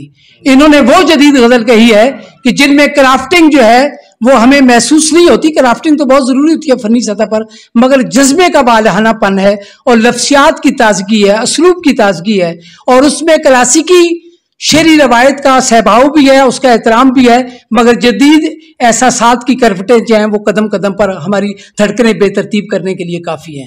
बहुत ही उम्दा शायरी, बहुत ही नए तजर्बे किए, बहुत ही उम्दा तजर्बे किए, इंसान दोस्ती की शेरी रवायत में अपने हिस्से का जो इन्होंने किरदार अदा किया। इन तमाम अहबाब के साए में अगर अली सदफ जो है वो उन्होंने अपने शेरी सफ़र का आगाज़ किया, और फिर ये कि एक दोस्ताना ताल्लुकदारी की बुनियाद पर अपने हमअसरों में इरफान सादिक साहब को और मोहतरमा समीना सैयद साहबा ऐसी बहुत ही फ़िक्र और नज़र से माला माल लोगों को इंतखाब किया है। मैं समझता हूँ कि एक ऐसे शख्स का सफ़र यहीं से बहुत ही काबिल एहतराम और काबिल मोहब्बत हो जाता है। मगर ये ज़रूर है कि यहाँ कहीं कहीं मुझे इनके शेरों में ये भी बातें दिखाई दी हैं जो उनके फ़िक्र का हिस्सा है, वो उसमें मुझे बहुत अजीब लगा है। मसलन एक शेर है जिसमें इन्होंने मिसरा यह है कि मुझे भी फरिश्तों सा बनाया जाए। तो इस तरह के बाज़ औक़ात ख्यालात हैं कि जो ख्याली सतह पर और कहीं कहीं लखनवी तर्ज एहसास की शायरी क्लासिकल के देखिए। अब मेरे पास किताब हो तो मैं ज़रा आप मुझे अता करेंगे किताब? ये मेरे पास अच्छा निशान लगाइए, थोड़ा सा इंसाफ किया जाए इनसे कि مجھے باضابطہ طور پر ظاہر ہے اگر کتاب ملتی ہے ایک آدھ دن قبل تو میں اس پہ گفتگو کرتا. میں یہ گزارش کروں، آپ یہ دیکھیے یہاں لفظ برف کی سعود عثمانی صاحب نے بات کی کہ لفظ برف کا استعارہ، تو میں یہ بتاتے ہوئے خوشی محسوس کرتا ہوں کہ سینئر تشریف فرما ہے. لفظ یہ جو برف ہے اس کا استعارہ جو بہت عمدگی کے ساتھ جن شعراء کے ہاں آیا ہے، جو ان کے قریبی معاصر شعراء ہیں، ان میں برف کا روگ ایک شعری مجموعہ حفیظ جوہر صاحب کا تھا، کچھ عرصہ قبل ان کا انتقال ہوا برطانیہ میں، بہت ہی عمدہ شاعر. ان کا ایک شعر آپ کی سماعتوں کی نظر ہے کہ وہ جس کی سخاوت کے نہیں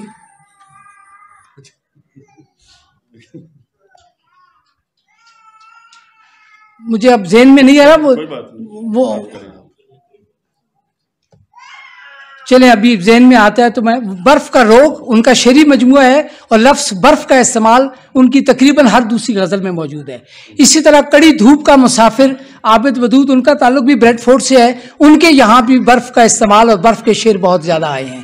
انجم خیالی جہلم سے ان کا تعلق تھا، بے پناہ شاعر، بہت بے پناہ شاعر. اندھیری رات ہے سایہ تو ہو نہیں سکتا، یہ کون ہے جو میرے ساتھ ساتھ چلتا ہے. انجم خیالی صاحب کے یہاں برف کا جو ہے استعمال بہت زیادہ ہوا ہے اس لفظ کے استعارے کا. اور وہ تمام شعراء جو ایسے علاقوں سے جن کا تعلق ہے جہاں برف بہت پڑتی ہے، میری مراد پاکستان کے جو شمالی علاقہ جات ہیں اور خصوصیت کے ساتھ ایبٹ آباد ہری پور کا جو علاقہ ہے، قطیر شفائی صاحب سے لے کر ہمارے عہد کے بہت ہی ممتاز شاعر ہمارے عصر کے قریبی عسکر غلام محمد قاصر صاحب، پھر اس کے بعد ابرار سالک صاحب، ارشاد شاکر روان صاحب، امتیاز الحق صاحب اور آصف ثاقب صاحب، پھر دوسری طرف گلزار وفات چودھری صاحب مری میں، جمیل یوسف صاحب، یہ احباب جو جن کا تعلق ان علاقوں سے ہے وہاں پہ بھی، اور وہ تمام شعراء جنہوں نے مظاہر فطرت سے وابستگی کا اظہار بہت عمدگی کے ساتھ کیا ہے. وہ جو ایک روایت میر انیس سے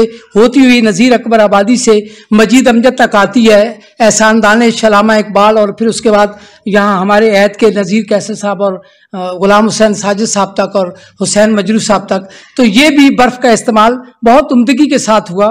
مگر اس استعارے کے علاوہ ان کے یہاں خمریاتی رویوں کا بھی کہیں کہیں وہ جو ایک خمریاتی رنگ ہے وہ بھی ہے. مجھے اچانک جو صفحہ ایک آیا اس میں جو شعر اچھے لگے، میں یہ سمجھتا ہوں کہ یہ ان کی جو کتاب ہے اس میں یہ جو غزل ہے اس میں جو شعر ہیں یہ نمائندہ شعر ہیں. اور ذرا سماعت کی، یا تعلق کی سرے سے نہ بنایا جائے، یا تعلق کی سرے سے نہ بنایا جائے، یا محبت کا ہر ایک ناز اٹھایا جائے. اور شعر دیکھیے کہ صبح کی شوق کرن آنکھ میں رقصاں ہے ابھی، صبح کی شوق کرن آنکھ میں رقصاں ہے ابھی، سو ابھی شام کا گھونگٹ نہ اٹھایا جائے. اور خاموشی اپنے تائیں ایک زباں ہوتی ہے، خاموشی اپنے تائیں ایک زباں ہوتی ہے، کیا ضروری ہے فلک سر پہ اٹھایا جائے. اور آپ یہ شعر دیکھیے، بہت عمدہ شعر کہ کیوں نہ تصویر کی آنکھوں پہ بنا کر آنسو، بہت ہی عمدہ. اب اس میں تمثال نگاری دیکھیے اور کیسا حسن ہے، ایک پوری ڈرامائی کیفیت ہے. ایک جو ایک پیکرزم کی جو تحریک آئی ہمارے، اس سے یہ متاثر ہوئے اور کس طرح کا شعر نکلا. کیوں نہ تصویر کی آنکھوں پہ بنا کر آنسو، درد کو ضبط سے آزاد کرایا جائے، درد کو ضبط سے آزاد. آپ اندازہ فرمائیے کہ درد کو اس کیفیت سے دیکھنا اور درد کی یہ کیفیت جو ہے وہ شعر میں.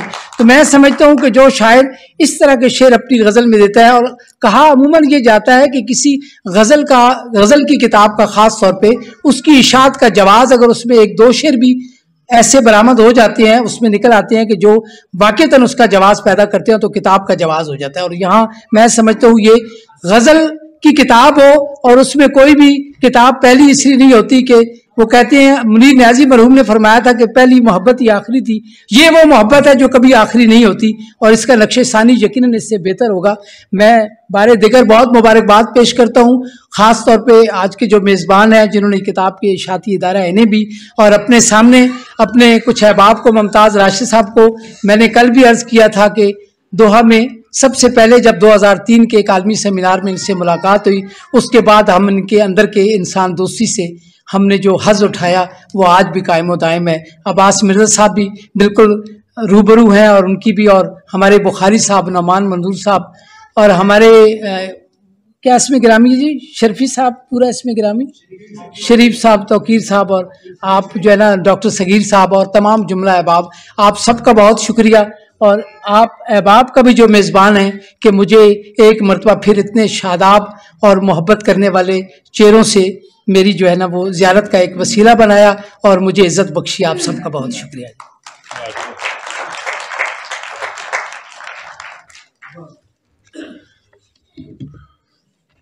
बहुत शुक्रिया डॉक्टर साहब। डॉक्टर साहब इतनी खूबसूरत गुफ्तगू करते हैं कि मुझे तो ऐसे लगता है कि जैसे शायर नसरी नज़में लिखते हैं, ये उस तरह की गुफ्तगू करते हैं। माशाल्लाह, बहुत खूबसूरत। ख़वातीन हज़रात, इनकी शायरी पे बात हो रही है अली सदफ साहब की शायरी के हवाले से, तो मैं एक जुमला इसका इजाफ़ा करना चाहूँगा कि ज़ुबानें वो ज़िंदा रहती हैं जिसमें कहे गए अशार तस्वीरें बनाते नज़र आते हैं, उसको महाकाती शायरी कहते हैं। तो अली सदफ साहब के भी हाँ बहुत से अशार जो हैं वो इस तरह से हैं कि वो पूरी एक मुजस्सम हैं, वो तस्वीरें बनाते हुए नज़र आते हैं। तो इन्हीं शायरी को, इस शायरी को अपने खूबसूरत इजहार को आगे बढ़ाते हुए हम मुल्तमिस हूँ। एक शेर पहले आपकी समातों की नज़र करता हूँ कि झूला पड़ा ना छाँव में बैठा कोई फ़कीर। शेर सुने, झूला पड़ा ना छाँव में बैठा कोई फ़कीर, शीशम का पेड़ शहर में बेआबरू हुआ। तालियां बजाइए यार, कितना अच्छा शेर है ये। इस शेर के खालिक हमारे दोस्त भाई मुनफरिद लहजे के लाजवाब शायर जनाब हुसैन मजरू साहब से मुल्तमिस हूँ वो तशरीफ़ लाएं और अपनी गुफ्तगू से हमें महसूस फरमाएं। जनाब हुसैन मजरू।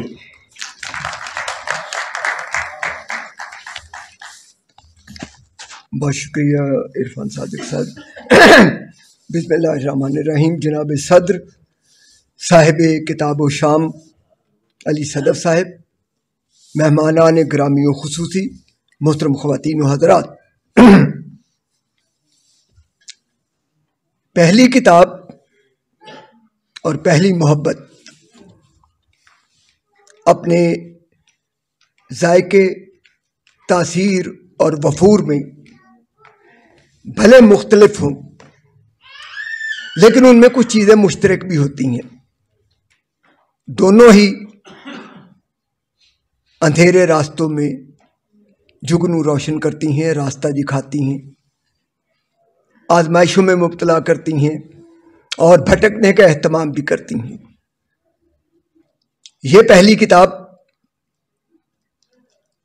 और इस पहली किताब के बारे में जो तकरीज़ात और जो सपास पेश किए गए और जो किए जाएंगे वो दर हकीकत जो है एक आजमाइश का पेश खैमा भी है कि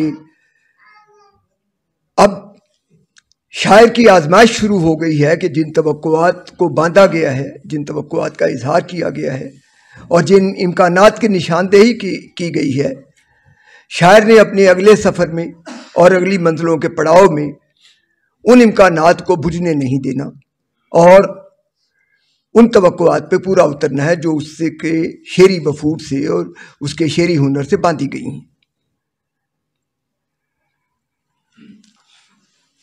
शायरी और बिलखसूस गज़ल की शायरी जो है उस पर अजब पैगंबरी वक्त पड़ा हुआ है। यूँ लगता है कि जैसे एक ही भट्टे की ईंटें जो हैं वो जो है मुख्तलिफ जो है ब्रांड के साथ, मुख्तलिफ नामों के साथ जो है वो बाज़ार का रुख इख्तियार कर रही हैं। वो जिसे कहते हैं सुखन की बहती नदी में अपने हिस्से का पानी डालने की तौफीक, ताज़ा पानी डालने की तौफीक और नए इम्कानात को रोशन करने की सबील, उसका एहतमाम हमारे यहाँ कम कम नज़र आता है। बेशतर रवायत की पासदारी में गज़ल कही जा रही है और मज़ामीन जो है उनकी जुगाली जो है वो एक तरीक़े आम हो गया हुआ है। और इस चीज़ ने गज़ल की सारी दिलपजीरी, सारी दिलकशी और सारी हुनरमंदी के बावस غزل کے امکانات کے آگے سوالیہ نشانات لگا دیے گئے۔ ایسے میں، اور اس کا غالباً سبب ایک یہ ہے کہ ہماری غزل جو ہے بے طرح روایت کی جکڑ بندی کا شکار ہے۔ ایک تو غزل کی اپنی جکڑ بندی ہے، قافیہ ردیف کی اور اس کی لغت کی، کہ یہ لفظ غزل کا ہے، یہ لفظ غزل کا نہیں ہے۔ معاملہ بندی کی اپنی جکڑ بندی ہے، غزل کے اپنے در و بس کی جکڑ بندی ہے۔ لیکن شاعر کے پاس ہنر ہو اور شاعر کے پاس ریاضت سخن ہو تو وہ اس جکڑ بندی کو خاطر میں نہیں لاتا۔ جو جکڑ بندی غزل کو امکانات کو مدھم کر رہی ہے وہ یہ ہے کہ ہمارے ہاں تازہ کاری کا چلن جو ہے اور نئے آفاق تلاشنے کا جو چلن ہے اور نئے امکانات ابھارنے کا جو چلن ہے وہ کم ہے، اور بیشتر جو ہے ہمارے ہاں گزارا جو ہے وہ کیا جا رہا ہے جیسے ایک فوٹو کاپی سے آپ 10 فوٹو کاپیاں بنا لیں، ایک ہی طرح کا اظہار، ایک ہی طرح کا سلیقہ، ایک ہی طرح کا محاورہ، ایک ہی طرح کی معاملہ بندی۔ تو ایسے میں یہ جو بہت زیادہ روایت کا تسلط ہے ہماری غزل کے اوپر، روایت کی اہمیت سے انکار نہیں، یہ تربیت سازی میں بنیادی کردار ادا کرتی ہے، یہ پاؤں چلنا سکھاتی ہے، یہ آپ کو لفظ کے نشیب و فراز سے اور خیال کی بہت ساری جو وسعتیں اور خیال کی جو بہت ساری دلدلیں ہیں ان سے آپ کو آشنا کرتی ہے۔ لیکن میرا ماننا یہ ہے کہ روایت کا کردار جو ہے وہ ایک آیا کا کردار ہوتا ہے۔ آیا جو ہے وہ آپ کی ابتدائی تربیت میں بہت معاون ثابت ہوتی ہے، اس کا بڑا احسان بھی ہوتا ہے، وہ آپ کی تہذیبی تخلیقی شخصیت کی تعمیر کا بنیادی پتھر ہوتی ہے۔ لیکن جو ہی آپ اپنے قدموں پر خود سے چلنا شروع ہو جائیں تو آیا کی انگلی چھڑا لینی چاہیے اور ایک آزاد پرندے کی طرح آپ کو اپنے حصے کے آفاق، اپنے حصے کے ثمرات جو ہے وہ آزادانہ طور پر سمیٹنے چاہیے۔ جو لوگ اس انحراف کا تردد کرتے ہیں اپنی شاعری میں، ان کے ہاں روشن رہنے والے امکانات جو ہیں روشن تر ہو جاتے ہیں، اور ان سے ہی ہم توقعات باندھ سکتے ہیں آئندہ سفر میں کہ یہ غزل کی ٹھہرے ہوئے پانی میں نئی تابکاری، نئی آبکاری کریں گے۔ علی صدف کی اس کتاب کو پڑھتے ہوئے مجھے جو سب سے زیادہ خوشی کی بات ہوئی کہ اگرچہ روایت سے ان کا بھی گہرا علاقہ ہے اور ان کا جو اظہار کا سلیقہ ہے اس میں بھی روایت جو ہے وہ جا بجا اپنی چھپ دکھاتی ہے، لیکن مجھے سب سے زیادہ جو بات اچھی لگی ان کے ایک نئے شعری، اس پہلے شعری مجموعے میں انسان ذرا تھوڑا محتاط بھی ہوتا ہے کہ وہ انحراف کی اس راہ کا خوگر نہیں ہوتا جہاں سے نئے سوتے پھونکتے ہیں، لیکن جہاں تہاں بن پایا ہے علی صدف نے جو ہے وہ نئی راہیں تراشی ہیں، ایک ایسے ذائقے سے ہمیں آشنا کیا ہے جس میں غزل کے نئے آفاق جو ہیں وہ روشن ہوتے ہیں۔ اور میں چند اپنے اس موقف اور اپنی رائے کی تائید میں چند اشعار جو ہے وہ آپ کی نظر کرنا چاہوں گا۔ دیکھیے کہ ستارے ٹوٹ کر گرنے لگے ہیں، ستارے ٹوٹ کر گرنے لگے ہیں، زمین کو آسماں کرنا پڑے گا۔ اب زمین کو آسماں کرنے میں جو ادعا ہے اور جو اتقا ہے، اور زمین کو آسماں کرنے کے لیے وہ جو ایک ان کے اندر ایک شاعری کے ذریعے جو ہے ایک نیا جہان معنی تراشنے کا جو ایک ادعا ہے، اس کی داد یوں دینی چاہیے کہ اس شعر میں نہ ستاروں کا مضمون نیا ہے، نہ زمین کا مضمون نیا ہے، نہ آسمان کا مضمون نیا ہے، لیکن شاعر کے تیقن نے جو ہے وہ اس پرانے مضامین پر مشتمل جو ہے شعر کو نیا بنا دیا ہے، اور میں سمجھتا ہوں یہی شاعری کا اعجاز ہوتا ہے۔ اور پھر دیکھیے ایک اور شعر، تجھے میں دیکھتا رہتا ہوں شب بھر، تجھے میں دیکھتا رہتا ہوں شب بھر، تو میرے طاق میں رکھا دیا ہے۔ اب دیکھیے طاق میں رکھا ہوا دیا بجھ بھی جاتا ہے، روشن بھی ہو جاتا ہے، لیکن یہاں جو ایک خوبصورتی پیدا کی گئی ہے وہ یہ ہے کہ طاق میں رکھے ہوئے دیے کے اوپر جو ارتکاز ہے اس کی اس کیمیا سے کہ وہ روشن ہے یا بجھا ہوا ہے، خود طاق میں رکھے ہوئے دیے کی جو فضیلت ہے کہ طاق میں رکھا ہوا دیا اس سے قطع نظر کہ اس کی جو ہے کیفیت اور اس کی سمابیت کیا ہے، وہ جل رہا ہے یا بجھ رہا ہے، خود دیے کا طاق میں موجود ہونا ایک بہت بڑے امکان کی موجودگی کو ظاہر کرتا ہے، اور وہ یہ کہ جب تک طاق میں دیا دھرا ہے اس وقت تک امید کا شعلہ جو ہے وہ بجھ نہیں سکتا، اور امید کا چراغ جو ہے وہ جلتا رہے گا۔ تو یہی وہ نیا پن ہے جس کی تلاش مجھے جو ہے کسی بھی نئی کتاب میں ہوتی ہے، اور یہی وہ نیا پن ہے جس سے ہم جو ہے وہ نئے امکانات کو باندھ سکتے ہیں۔ ایک اور شعر دیکھیے، مفصل کر رہی ہے گفتگو روداد شب پر، مفصل کر رہی ہے گفتگو روداد شب پر، تیری آنکھوں میں پھیلی سرخ تفصیلی لکیریں۔ اب دیکھیں، آنکھوں میں پھیلی سرخ لکیریں روزمرہ کا ہمارا مشاہدہ ہے، لیکن ان سرخ لکیروں کی جو تفصیل ہے وہ کہے بغیر ایک آپ کے اندر ایک ایسے عمق کو جو ہے وہ بیدار کرتی ہیں کہ سرخ لکیروں کا روزمرہ کا ہمارا مشاہدہ ہے، لیکن سرخ لکیروں کی جو تفصیل ہے وہ بتائے بغیر ہمارے اندر کیسے کیسے احساسات کو یہ چیز پیدا کر رہی ہے۔ اور میں سمجھتا ہوں شاعری کا جادو اور شاعری کا ایجاد بھی یہی ہوتا ہے کہ شاعری جو ہے وہ موجود میں ناموجود کو تلاشنے کی کوشش کرے، موجود میں ایک نئے آفاق جو ہے وہ انہیں تلاشنے کی کوشش کرے۔ ایک اور شعر دیکھیں،